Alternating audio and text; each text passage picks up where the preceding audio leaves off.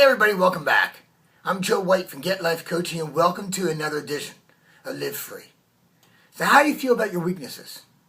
Come on, you can tell me. How do you really feel about them? If you're like most people, you probably do not like your weaknesses. Or you don't like talking about your weaknesses. They don't make you feel good. They make you feel weak. Not enough.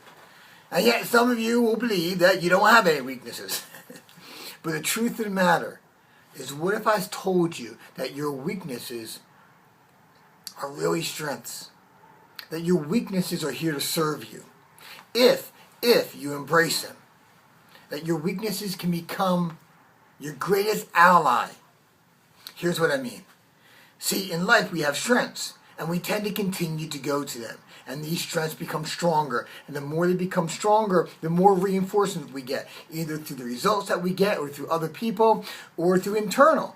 And we get positive feelings. So what do we do then? Then we go out there and we use them more. They become stronger, and we get better results. And you're just thinking right now, hey Joe, what's the problem with this? This is pretty good.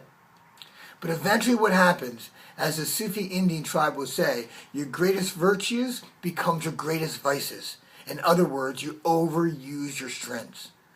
And as you overuse your strengths, your weak parts will become even weaker. And then you'll continue to use your strengths. And eventually, you'll be so out of balance. For example, you ever go to the gym? There's a guy like this right now in my gym. And he's like all built up, his arms, got the pythons going on. But his legs are puny, like bird legs. All he does is work his upper body. The guy's massive up top. But he's puny legs. So we got to find that balance. We got to look at weaknesses as opportunity, or maybe a gift, or parts of us that we haven't developed yet. But I can tell you right now, from personal experience, some of my greatest strengths were things I used to call my weakest points. But I've worked them and I've grown.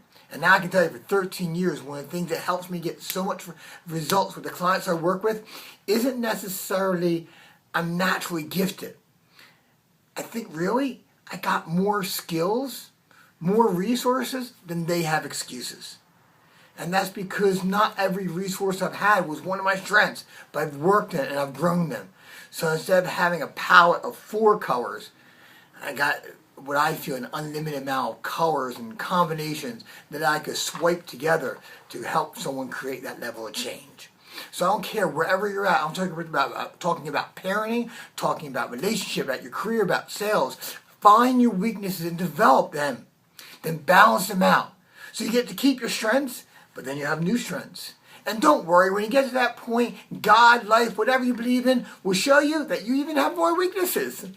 Maybe it's the way that God keeps you interested in life. But until next time, this is Joe White from Get Life Coaching. Live free, everybody. Bye-bye.